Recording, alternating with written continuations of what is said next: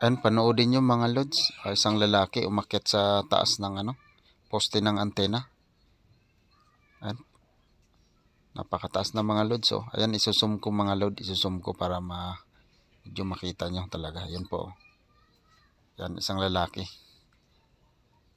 Kaya siya umakyat dahil hiniwalayan ng kanyang girlfriend.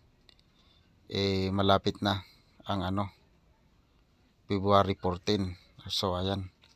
Magba-Valentine's na, saka pa siya hiniwalayan ng kanyang girlfriend. So, ayan. Panoorin nyo hanggang dulo mga lods kung anong mangyayari sa lalaking ito na umakyat sa antena.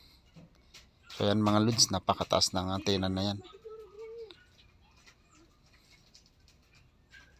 Ayan o. Delikado yung ginawa niya mga lods. Hindi niya na inisip na marami pang Valentine's na darating. So masakit talaga lods kung 2 days na lang magba-Valentine's na bigla kang hiwalayan ng iyong girlfriend. So kaya siguro naisip niya na umakyat dyan.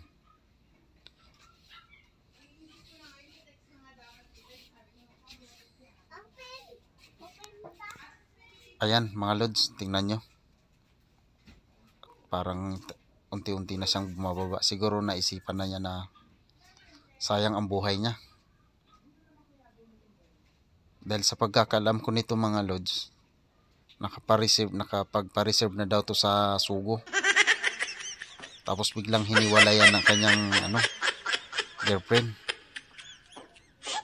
So ayan mga lods, pababa na. Siguro nakumbinsi mga lods, nagbago ang isip niya na wag na lang siyang tumalon. So ayan.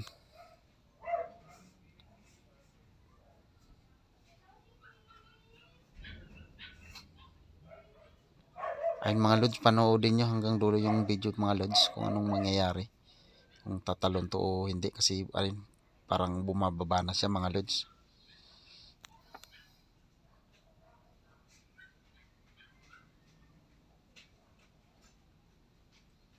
Medyo tumigil ulit mga lods.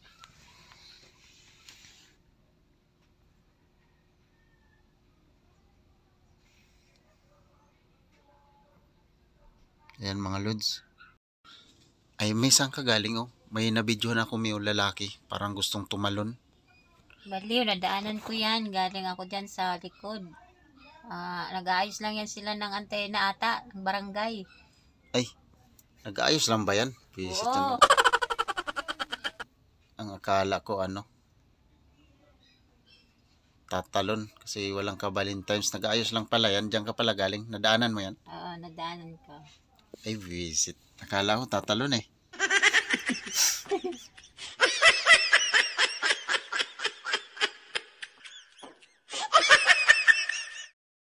So ayan, salamat sa inyong panonood. Nag-aayos lang pala ng antena si Kuya.